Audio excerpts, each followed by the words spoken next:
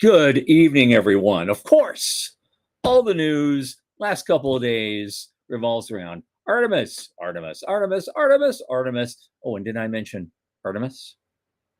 But besides that, StarCloud just hit unicorn status with a big fundraise. The HTS market expects us to reach $76 billion. I'll tell you what that means.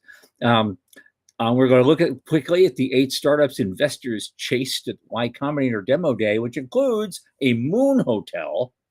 A company I've never heard of called Etherflux is raising a Series B at a $2 billion valuation. The numbers just keep shooting up this year. Gwynne Shotwell claims Starlink could peak out at 15 to 20,000 satellites. Russia intends to replace Soyuz by 2028, and ESA member states are calling for cancellation of the Earth Return Orbiter. Is this payback for Gateway? We'll find out. All that and our guest, Dr. Dan Garretson, from the news desk at the Center for Space Commerce and Finance. My name is Thomas Andrew Olson, and this is The Unknown Quantity.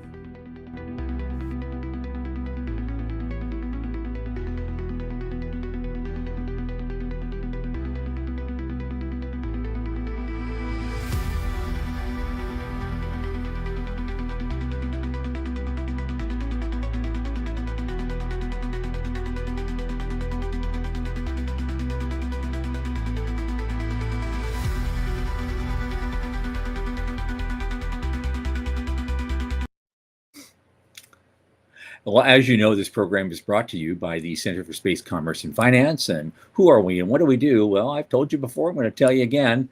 We champion and strengthen emerging space startups and space adjacent enterprises worldwide through advisory, access, and advocacy. Our pitch events and world-class boot camps fortify startups to be better investor ready. A lot of our work, especially this podcast, is supported by our listeners and fans like you.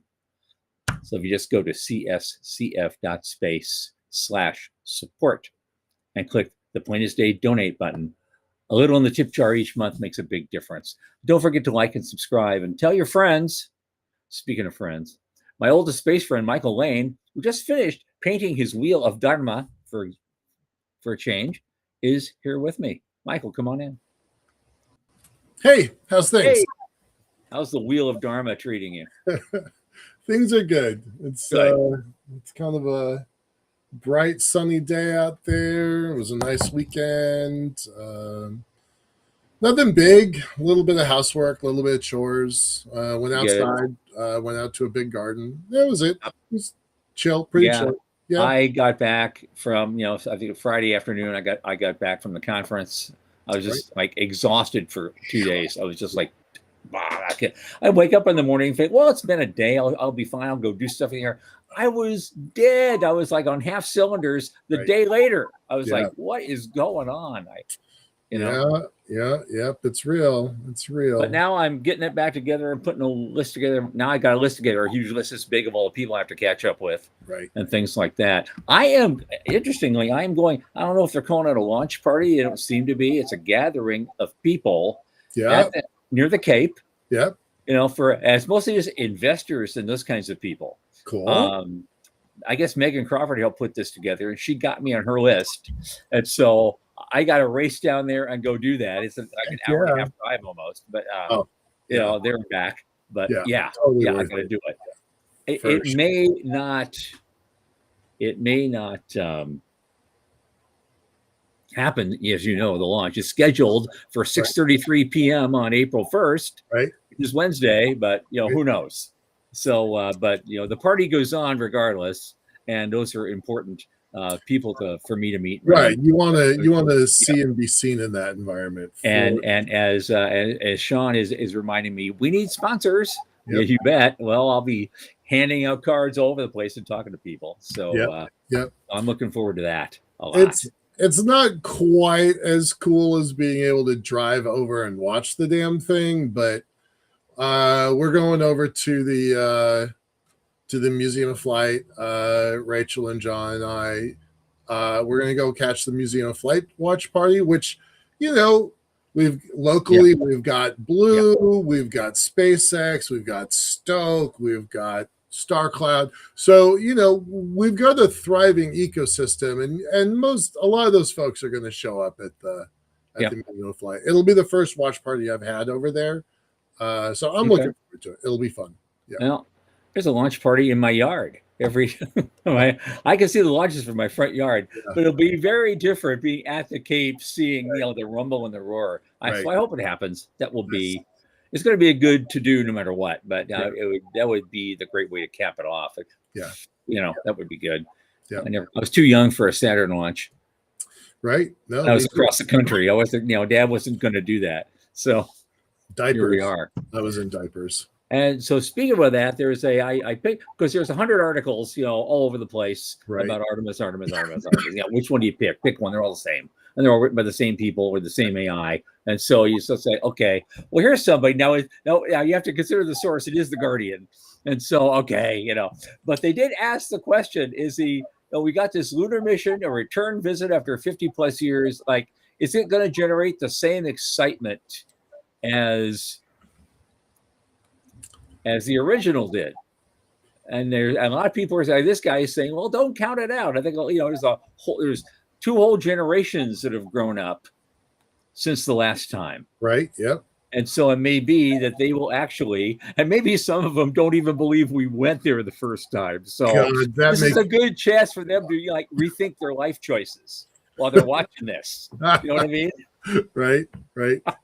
I would like that. That would be a great outcome if somebody was questioning that and they like, oh, maybe the world isn't flat.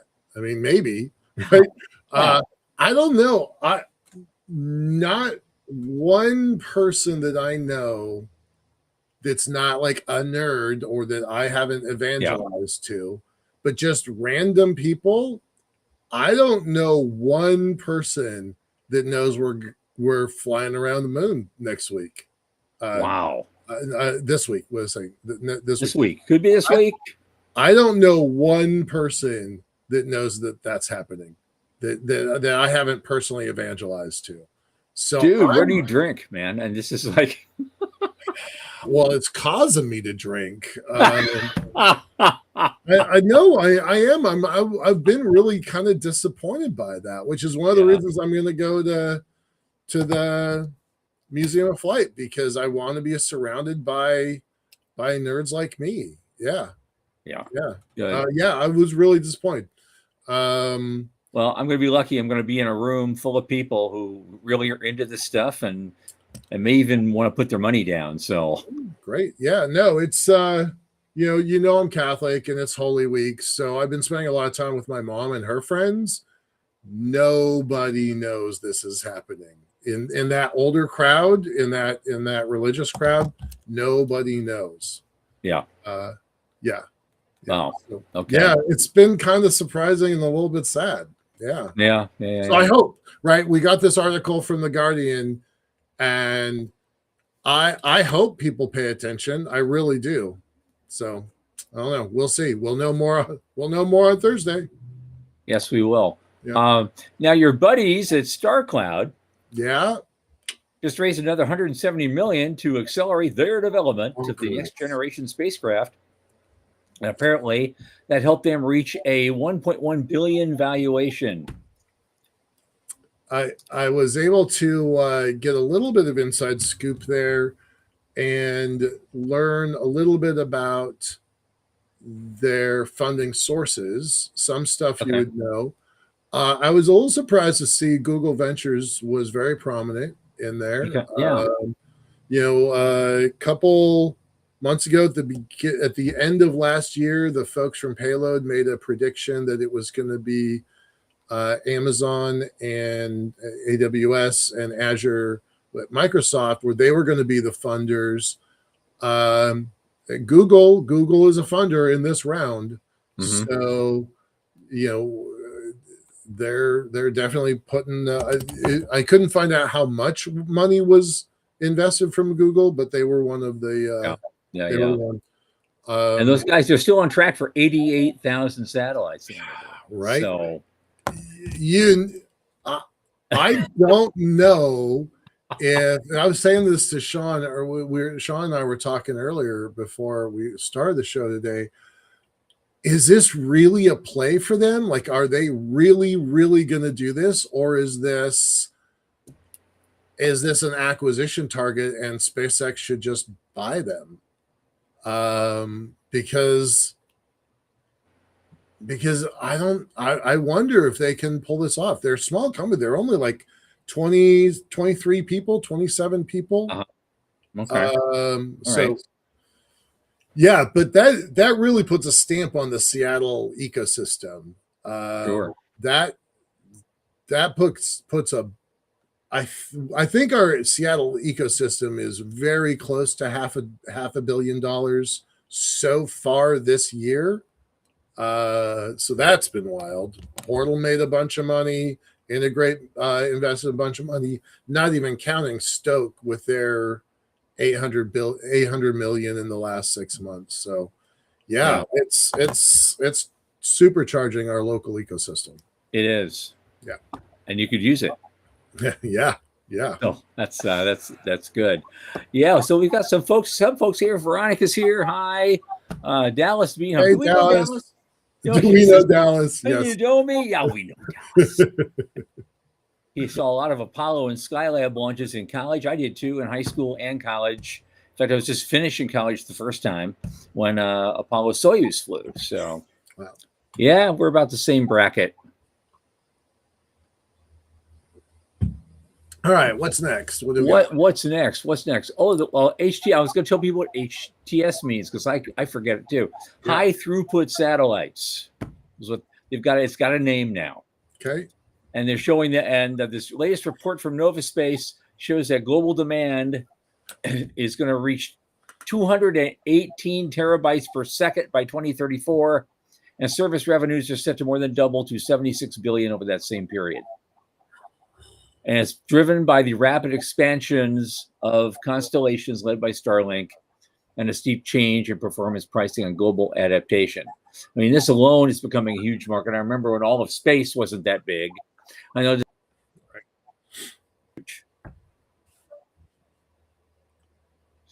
But a lot of it is high growth applications that are driving this. Land mobility, Milsat, comms, and just networks themselves.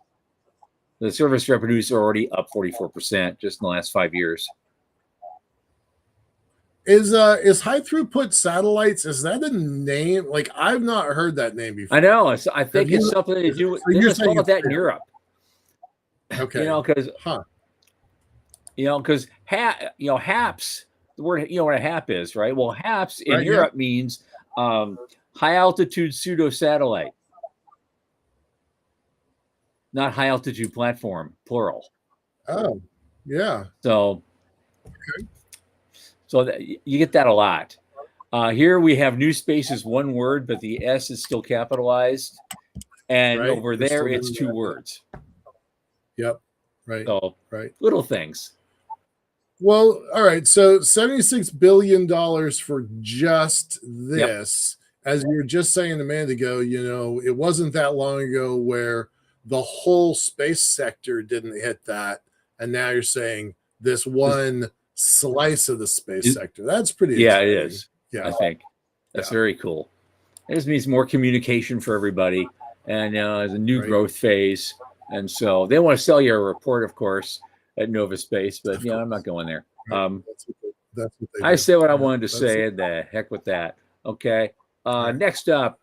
Y Combinator did a demo day, and there were there's 8 startups out there that investors were chasing a lot, and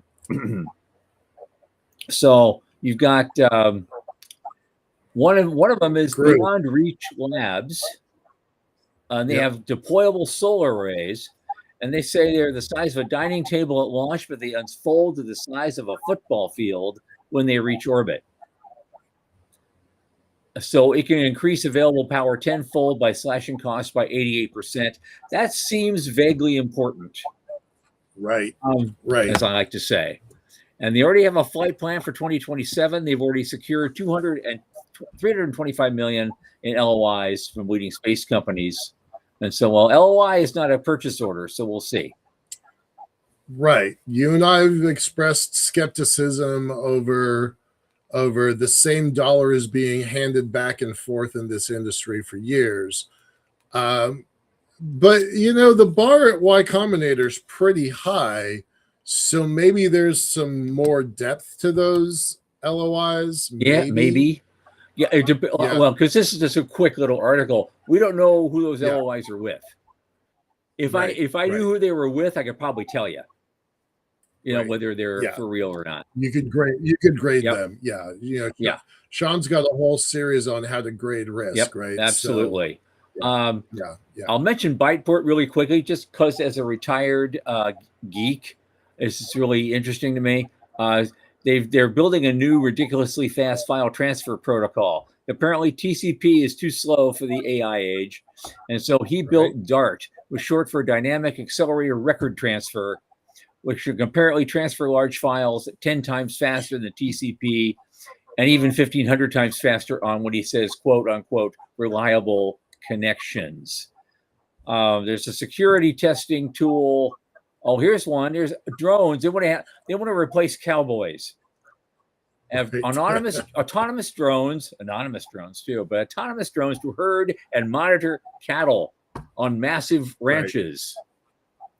So we're getting away from cowboys on horses, motorbikes. Forget about it. We're going to do drones now. Great. That you could do your roundup from your living room or something. Yep. But here's the one I wanted to point to: is an outfit called GRU Space, and they say they're building permanent lunar infrastructure, starting with a hotel on the moon. And this is going to be part of what we're going to be talking about with our guests later. So, I don't know these guys, Skylar Chen. I don't know him, but he said he's a recent Berkeley grad who built software at Tesla. Okay, well. He says he has developed a moon factory. Of course he has. That can turn lunar soil into structural bricks. That's 3D printing with Lunacrete. That's not new at all. I'm pretty amazed that got the attention of Y Combinator. Yeah. Because at least people have been asking me to submit to YC for a while, and I'm like, they're not gonna buy my. But now, after so StarCloud came from them, and this is what I was going to prep our guests with. StarCloud used his class president at Harvard, then go to McKinsey credentials to drive a wheelbarrow down the street and people put money into it. But it was Y Combinator that really gave him the cherry on top that says, okay, these guys are real. And that's what allowed them to raise as much money as they did.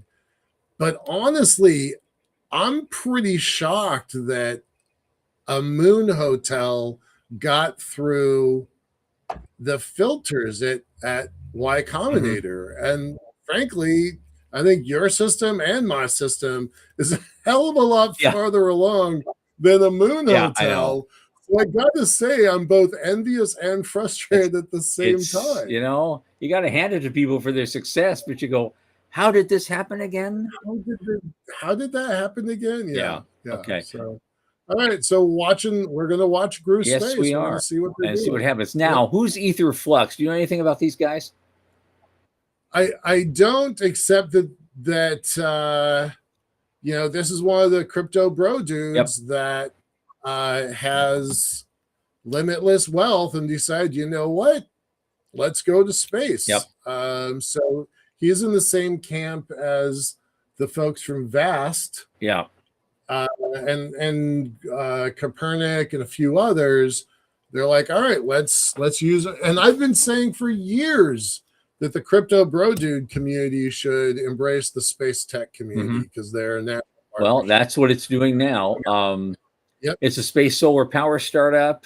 It's raising a Series B, no less. I didn't hear of them at the Series A. They raised a Series B, and it would boost their valuation to $2 billion already.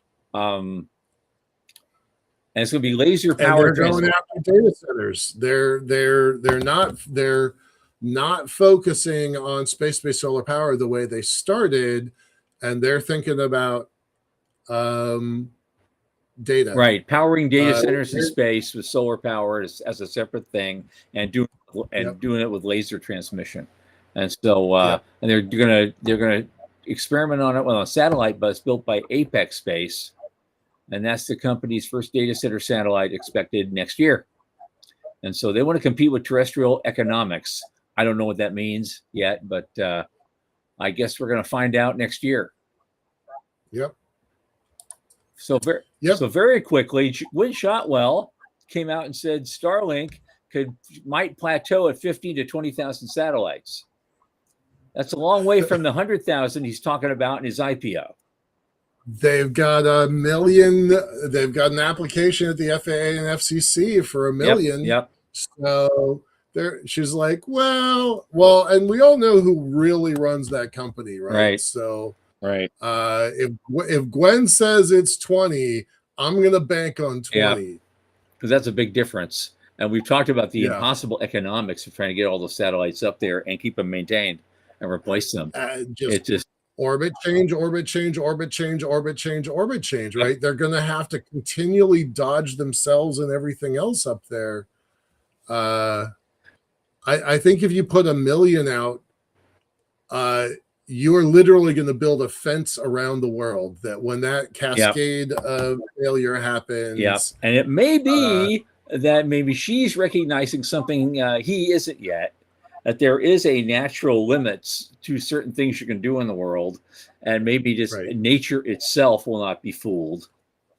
And this is what you end up with, and that actually in the end works out better for everybody because there's still room to travel.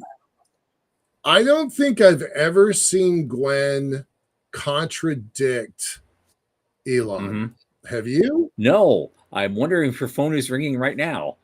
That is the, I mean, like, okay, 20,000 is not the same as 1 million, but the biggest takeaway for me is I don't think I've ever seen her publicly disagree with her boss. Yeah, well, that surprised me. Yeah. Okay, one more news item. Okay. Okay. I know Sean says one more news item, but if we hurry, we can do two. There's only 2 left. Russia is rolling out a new spacecraft to replace Soyuz in 2028. They just TASS just put out a report on that. It's called the Next Generation Manned Crew Transfer Vehicle, and it said it will perform its first flight into space in 2028. And so, I mean, Soyuz has had a good run. What, 1967? I think it came out. Yeah. And here we are. Yeah. You know, it's almost 60 years later. It's 60 years later, they finally get a replacement. So they're already doing some original testing and the parachute testing, so they're ready to roll soon. Very neat. Yeah, so I'm actually kind of looking forward to seeing that, to see what that's going to look like. Yeah. With all the changes they'll put in there. And so final, let's do it real quick. I just want to throw it out there because the ESA member states are calling for a cancellation of the Earth Return Orbiter, which is a key element of the Mars Sample Return mission. And that was their contribution. Mm-hmm. And now they're looking to cancel it. Is that retribution for us canceling Gateway? I feel like I mentioned that in my intro. 20 minutes ago. So it could be. So, okay, if that's maybe we're reading too much into it, but it. I've lost confidence in the Mars Sample Return mission. I really think what's going to happen is China's going to walk around, kick up some dust, pick the thing up, walk it back to their return vehicle, and that's how we're getting the Mars Sample returns back. So I have utterly lost faith in NASA's side of that equation. So it doesn't entirely surprise me that Europe is saying, well, if America's not going to do their side of that Mars mission, why do we need to do our side of that mission? So, and Dallas is saying that's because we canceled the Mars Sample Return mission. I know. That's my point. Okay. Yeah, where do you Yeah. want to start the list? Yes, I Yeah. know. Okay, well, here's the thing. I want to go back to that startup that wants to build a hotel on the moon, because our topic tonight is, in fact, building our cislunar economic infrastructure, and how we're going to get from here to there. And of course, the question's been raised this last time we talked, which was, is NASA's initial investment of $20 billion in a potential moon base in the South Pole, will that be sufficient to kickstart everything and get all the private sector activity going and start a really booming cislunar economy? And how do we make that transition from missions to markets? And to that end, our guest tonight is a consultant and a space economy strategy advisor, Dr. Dan Garretson. He helps investors and operators navigate the frontier economy where space systems, mobility, defense technology, and next-gen digital infrastructure converge. His work centers on commercial clarity in emerging markets, understanding where the real demand is forming, where value accrues, and how operators and investors position themselves as missions give way to markets. He has over 25 years of strategy, merger and acquisition, digital transformation, space, mobility, transportation, tech, defense. He's like done it all. He's done national level policy work, CSO level strategy for high growth companies, and hands-on experience himself launching a logistics tech startup. Dr. Dan Garretson, welcome to the program. Well, thanks. That's quite the intro. Great. Well, quite the your background. words, I modified them just a little bit. Fair enough. So Okay. I done. Thanks for being here. You're one of the most interesting guys I've never heard of, and now here I am hearing of you. I'm having a great time already, and we just got started. For the rest of our viewers who are probably even more clueless than I am, I'd like you just very briefly, take a minute or so and give us kind of your origin story. Is this something you wanted to do as a child? I mean, how did you end up being exactly where you are now, doing the things you do? What motivated you? What got you excited? I ask myself that every day, actually, but fair enough. No, I always been fascinated by space science and so forth. I got my PhD in astrophysics.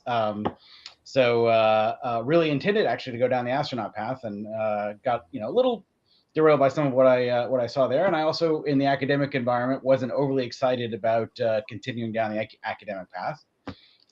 So as I was finishing up my PhD, decided to go into the business world, and actually went to McKinsey & Company initially. So I guess that's the Harvard McKinsey connection you're talking Right. about. Michael. Yep, exactly. Right. Well, the same way. A lot of us started as frustrated astronauts and ended up doing something else. Yep. I feel like I probably had a better shot than I gave myself credit for at the time, but it seemed like it was a long shot to invest all that time in. And then, of course, Challenger happened and all that fun stuff along the way. Yeah. At ultimately Columbia. It's a different world now.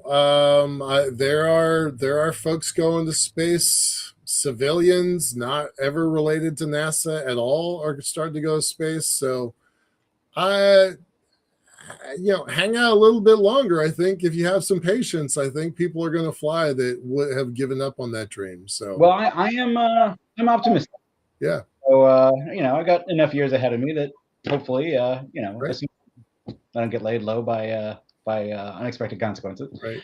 But yeah, so I was at McKinsey, felt the siren call of the web, as so many did during the early days there.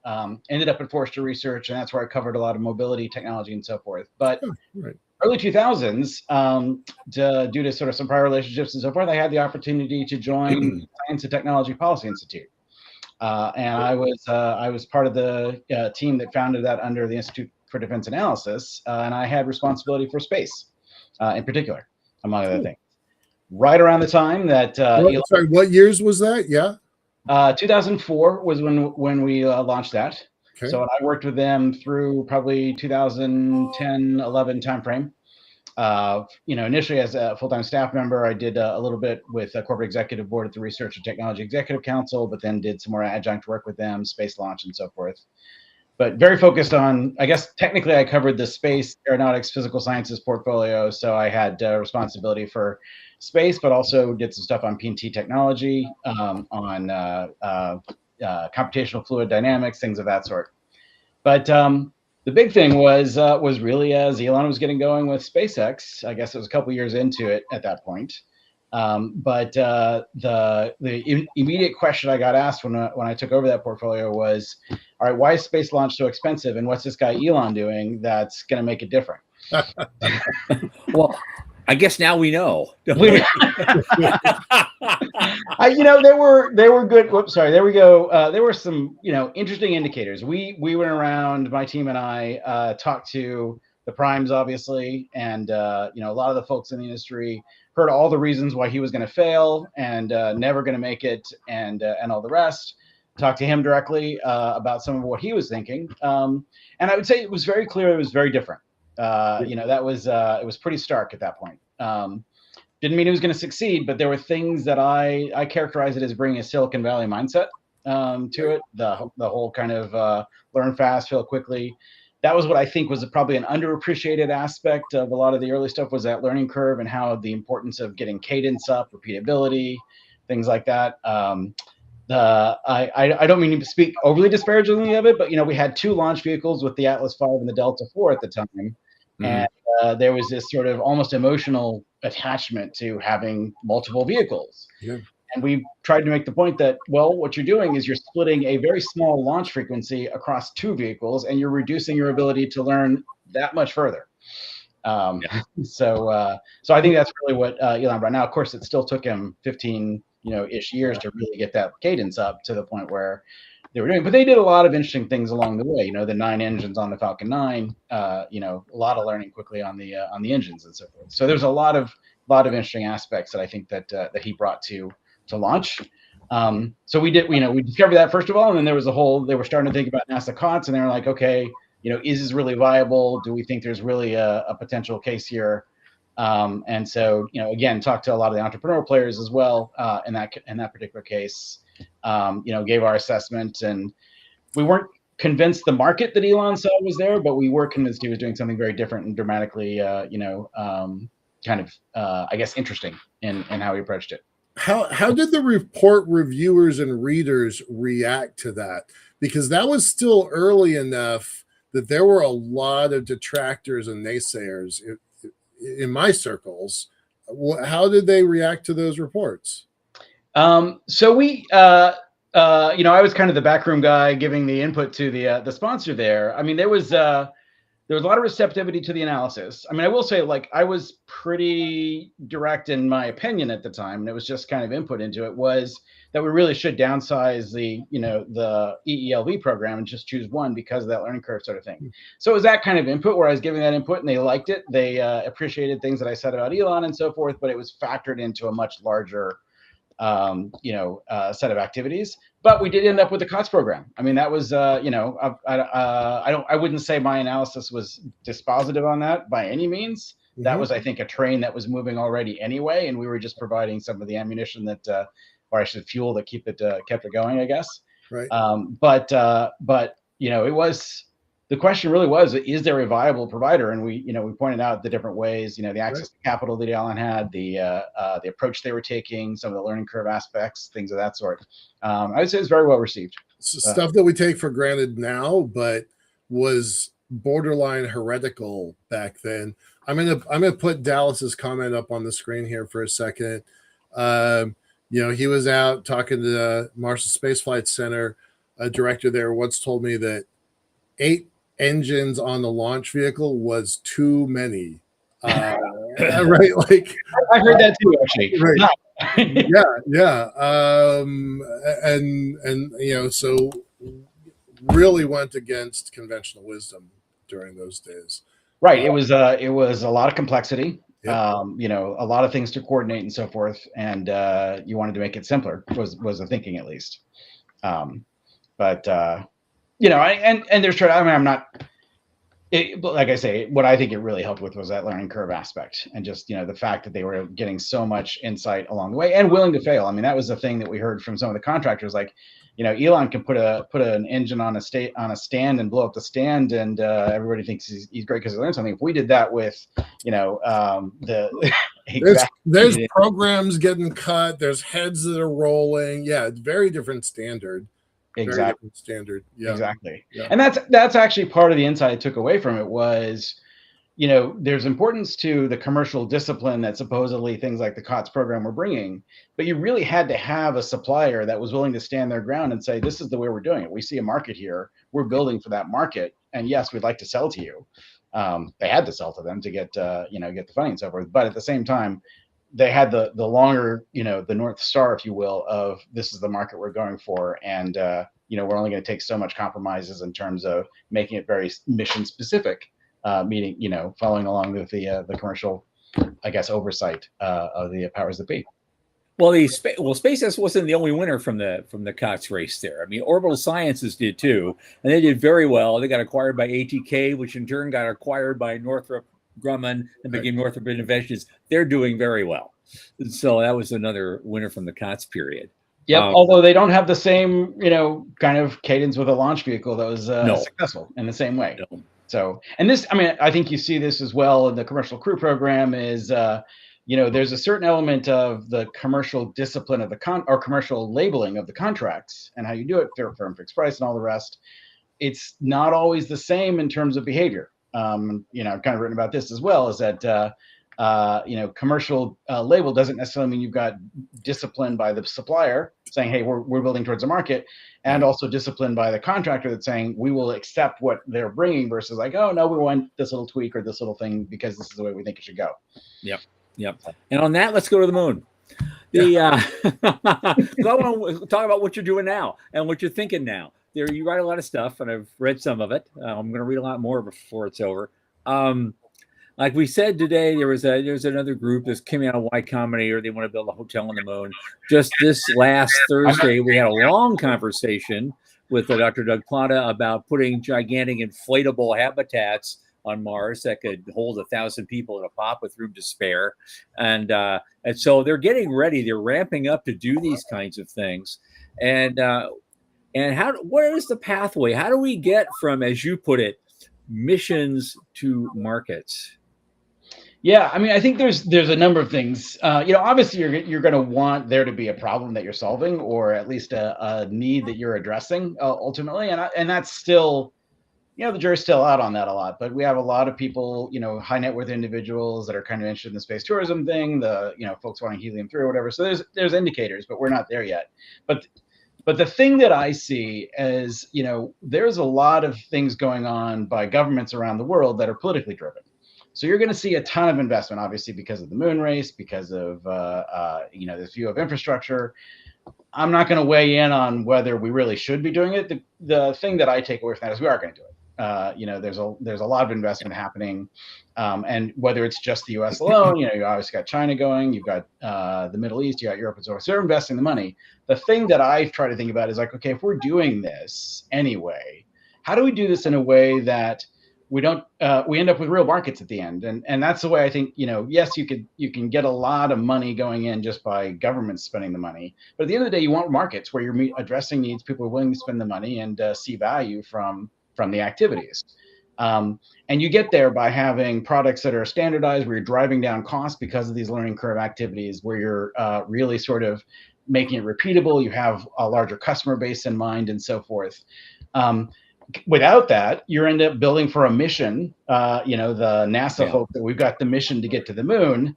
It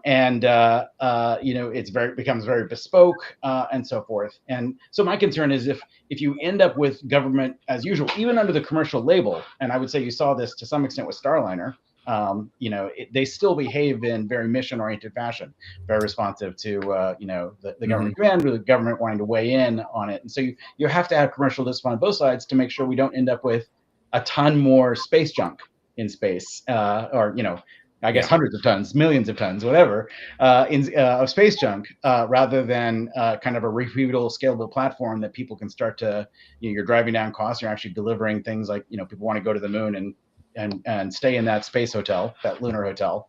Hopefully we can deal with property rights at some point. So we got to figure that one out. Or people, can go up there and extract, the helium-3 for quantum computing or whatever the case may be, and hopefully we'll find other markets. But the only way that this really becomes a sustainable economy long-term is that kind of, standardization, repeatability that really has that flywheel on driving down costs. So that's kind of where, sorry, I keep being non-centered here for some reason. But, and that's kind of my view on this is like, if we're going to do this anyway, let's do it in a way that really creates a sustainable flywheel than just something that delivers on the mission. What would that look like? So I had a conversation with a gal today that has a pretty remarkable architecture for a lunar habitat. Tom, it was different than the one we looked at for Plata the other day, but her focus is that speed is a design constraint. If it's not TRL 5, we're not putting it into our plan, which is kind of how we operate, right? So what would you say if you had a spare $1 billion? What would you build up there if you were able to design the market? How would you build it? So great question. I mean, so there's the personal thing. I'd love to go and stay in the Moon Hotel, or try out the commercial LEO destination and try that out. So there's that. But if you're talking about from a market perspective, I think there's a few things where we're seeing real signals of commercial activity that we can start to build on. Obviously, most of it's still focused on LEO. I mean, there's not, I love going to the moon and so forth, but the commercial activity, you've got Starlink, obviously, is the big one. You've got some signs with Earth observing and some of that the capabilities there. We'll see what happens with space-based data centers. The economics are, a pretty hard hill to climb there, shall we say? But at the same time, there's real constraints on Earth that are providing a real forcing mechanism. So there may be a real value proposition. We're solving a real problem with space-based data centers, maybe. I think the jury's still out on that, but that's at least something where you can see a real commercial, and you've got so much money flowing into AI that there may be something realistic there. So I think you see some of those evidence of the evidence of those markets forming, and we'll see about human stuff. I do think there's some interesting things there, and I actually wrote something a little bit about Axiom and what they're doing in terms of saying we don't know what the market is going to be ultimately, but we do know there's a lot of sovereigns around the world that there's a prestige issue, there's an issue of trying to be in the space activity. So let's try to cobble together a market out of that. I think it's a very instructive and interesting strategy. Still the jury, it's still early. But if you can start to do that, if you can make that a repeatable kind of offering, if you can get the scale there and so forth, maybe it's maybe somebody who's got a few less billions than Isaacman or whatever, who'll take the next ride and so forth. And you get to the hundreds of millionaires and so forth on down the pipe, and scale it up. Well, so far the Axiom model has only proven true one time that I'm aware of, right? They only have one sovereign nation client. That plan killed Gravitics, and it killed Bigelow. Both of whom tried that same model, and both of them had a real struggle. Well, more than you've had a couple different sovereigns that have flown on. They've had 5 missions, 4 or 5. With several, I know Turkey, Spain. I can't rattle off the list, but there's a few, and even some sort of privately funded folks as well. So there's been several cases, but you're right. I think in any case, it is a really hard proposition to make on human access to orbit, just because it's so expensive and you've got such a small market segment. But if there's any sort of thing that can make it work, I think that's at least one place. Or we have a crypto billionaire investing in Vast, for example. So that's the other option. Yeah. And Aether Flux, we learned that one today. Yeah. So that's the other thing that gave me, and we actually talked about this when I was doing the early COTS work and so forth, was there is the trend, of more and more high net worth individuals. You had the dot-com boom sort of drove so much of that, of course, and then you've had some of the things happening since. Didn't see crypto at that point, but when it came, you've now had a lot of these folks that have a lot of that orientation and sort of really interested in investing in it. So there's a lot of money to play with, sometimes not spent so smartly, but they're investing in it and creating the capability. And again, if they can do it in a way that really creates that flywheel, that's how do we standardize this? And Elon brings the mindset of the best part is no part, things of that sort, to really simplify, standardize, drive repeatability, and so forth. Get the reusability as well, to really push this forward. That's the mindset that needs to exist to make this a scalable platform. You don't want the Ferrari, you want the Ford going up there repeatedly. So okay. Nice. Now the thing is, we've already heard we're excuse me, NASA's now going to commit $20 billion to our lunar station. Yep. Is that going to be sufficient to create some kind of environment where more private sector activity will pour in as a result? Kind of an alpha town concept where they'll build this publicly funded station, but then a whole bunch of commercial efforts are going to grow up around it, and next thing you have this a gold mining town in South Dakota. And that would assume the market is there. And I would say right. There's still a lot of things. I think what we have is a situation where there's a market, if you will, of sovereigns that feel like they have to get there. It's right now it's China and the US primarily, but everybody else is trying to figure out how to get involved in the land rush as well, so to speak. Okay. That's the best proxy for a market that we have so far. Mm-hmm.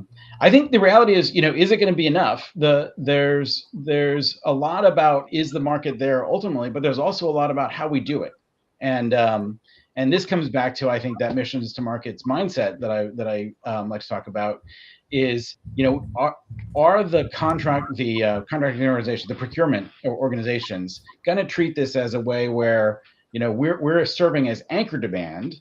We are not the demand, so we're not going to shape every aspect of how you do it, but we're the anchor demand to drive it, and give the contractors the freedom to then, do that analysis, drive the repeatability, drive the standardization that turns this in, that starts to drive down the cost as much as possible. I guess the whole idea of sort of, can you sort of build the sort of standardized capabilities that everybody needs to make this work and drive down those costs. I guess the shovels for the gold rush. Yeah. But can you do that? And I think the 20 billion can be a great anchor point for that demand, as long as there is somehow that sort of broader market that can come in at the right cost level. I'm encouraged by the fact that we've driven launch costs down so far, and obviously with Starship, hopefully that gets even farther. So that starts to solve a major gating function. But you still have to get the cost low enough, and are we anywhere close to that, to really bring in the folks who want to pay for it?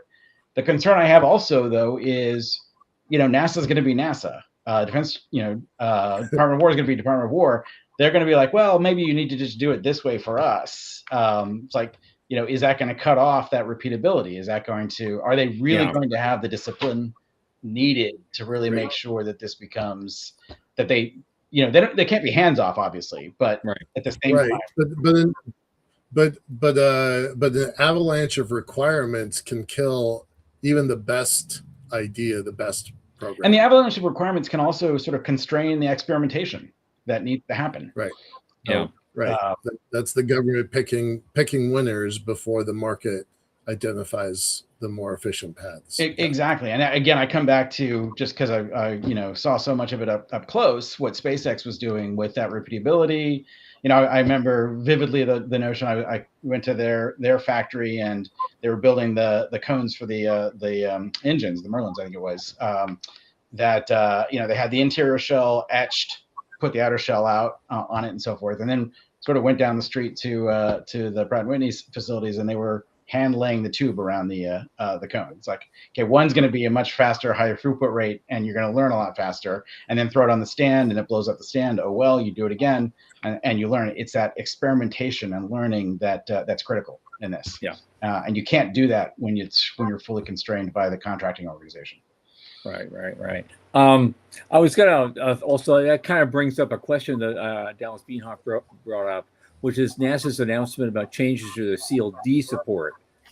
Now, we shared an article about that just this last Thursday, where some commercial groups are saying, we don't need a bunch of changes that we can't count on. We like to work with the system that we've been working with and developing under for the last several years.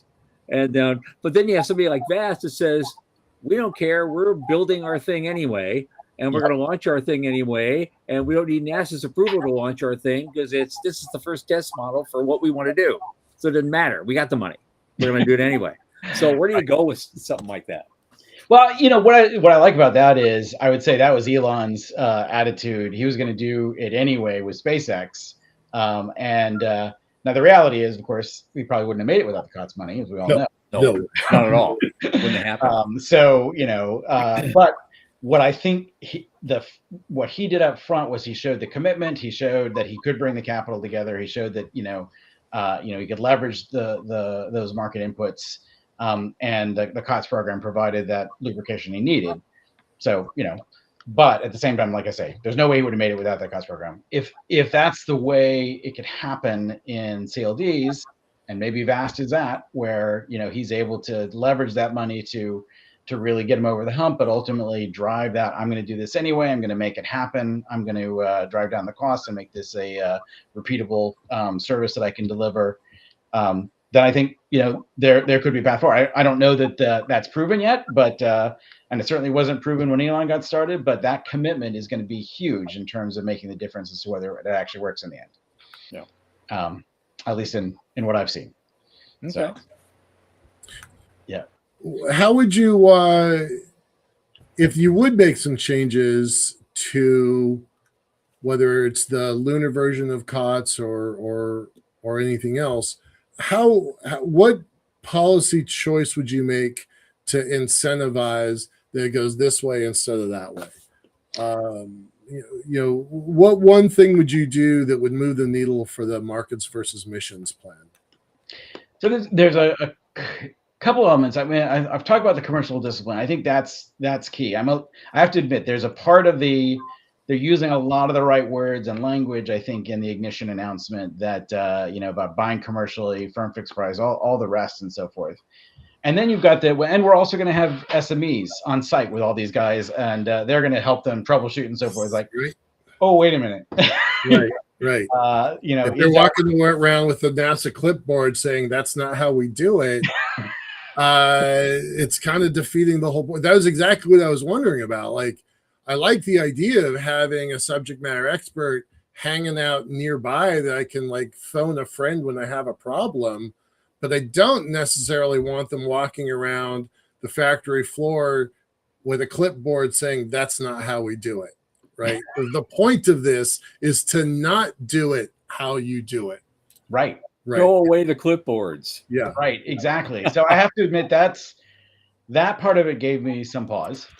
In thinking about it. And the question is understanding, kind of where are the markets and how do we cobble it together? Like, I think of nuclear power as an element here. And we know that we need some sort of power source on the moon. It's not going to be, you've got half the time you're in darkness anyway. So you got to have something to back it up. Right. Nuclear is the obvious way to do that. But you've got different threads of demand for that.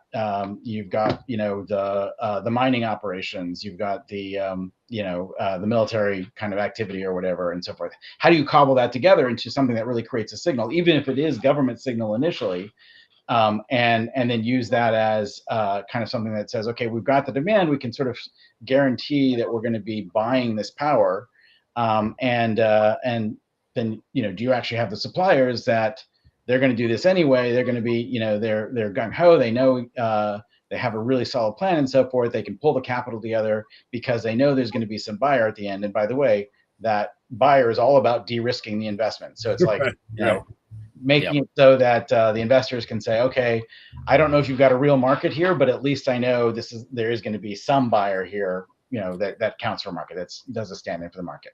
Right. So again, doing that in a way that really gets as clear as possible and strong as possible on the commitment and what that demand is going to be and how it's going to shape things, without then turning that into a clipboard and this is how you do it kind of approach. Well, the good news about all this is that compared to previous decades, previous generations, whether it's Apollo, post-Apollo, or even the shuttle era, we seem now to be in a system, including government policy, which actually encourages private sector involvement more than we had before. Right. Apollo was all government because we'd never done it before. I get it. The shuttle, they went the wrong direction at first. They said, well, since we built the shuttle for all this money, we want you to use us exclusively to launch your satellites. And the satellite launch market for a couple of years there just died. And it took them years to retool after the Challenger blew up. And they said, well, we're not making that mistake again. But it set us back a generation when you think about it. Yeah. I totally agree. Yeah. And so we're in a completely different era now where at least, it's agreed across presidential administrations. Even the private sector has a role to play, and that's helpful because when you're building out that kind of infrastructure on the moon and beyond, you got to have plans, especially in the commercial sector, that outlast presidential administration. Right. Because there's going to be a new one in 4 years or 8 years. There's going to be a new one, and we need policies then that can kind of travel well, and so these things don't get lost in the shuffle, because we've done that too many times, and it wasn't all that long ago. Yeah, we start changing our mind about these things. Yeah, and it is all the incentives in government are for them to say, put their fingerprints or have the checkbook, have the clipboard. Yep. And you're right. If you keep that going too much, whenever the administration changes and the mission changes, you get jerked around. Yeah. Okay. Okay. We're getting close to the end here, so I want to. We got 3 minutes, so I want you to put on your turban and grab your crystal ball and tell us what you think this world of ours is going to look like 5 years from now and 25 years from now. Sounds good. The way I think about it a little bit, I was, over the last 20, 25 years, it's been a lot about building that first step on the staircase, getting the launch cost down and so forth. And now, going forward, it's a lot more about how do we build that infrastructure to actually operate. And I think the moon is interesting, but is that really going to be the infrastructure? It's a lot more about, what we're doing in terms of the communication infrastructure, the Earth observing, a lot of the things where there really is sort of nearer term commercial use cases. So I think you're going to see over the next, 5 years in particular, that element of we're going to have more than one launch provider at some point. I'm a strong enough believer in markets that somebody's going to come along and be a competitor. Blue Origin's obviously out ahead. Well, actually, Rocket Lab probably. But although smaller vehicle, all the rest. But somebody's going to start to break this code. And the great thing about SpaceX having done it is there's a bit of a roadmap. So we're gonna see somebody sort of learn from that, and you see that a lot from the SpaceX escapees building up their own capabilities. So I think we're going to see a lot more development, and you're going to see more commercial use cases, whether that's the orbital data centers or a much stronger, I think probably Earth observing is going to, we're going to see a growth in that commercial model. So a lot more commercial activity there. Different aspects around how to think about the on-orbit servicing and repeatability of satellites and things of that sort. Some of the different schemes out there are interesting, but we're going to see more of that ability to be able to service them, and I think build up that infrastructure. So that's kind of on the 5-year time frame. No big changes there in the first 5 years. We're going to get what we're getting, basically. At some level, I think we're going to see, because the SpaceX is ramping things up so much, there's we're getting real clarity on who actually would want to buy these launches, and you can start to have that business case become a more manageable business case. So you're going to see that infrastructure building out. So that in the 2025-year time frame, you've got a real infrastructure in place. I'm not sure I I think we'll probably be back to the moon, but it's going to be a small number for the next, probably, at least the 10-year time frame and much longer. By 25 years, that might start to be a much more significant presence. People really operating. We're going to have more of that capability on the moon. We might see some missions to Mars by that point. I'm hopeful. We can see you've got the sufficient number of billionaires that are really motivated to get to Mars. We know of at least one. Then you might see that. But realistically, we're not going to have the ongoing set of operations like there really is a chance for on the moon.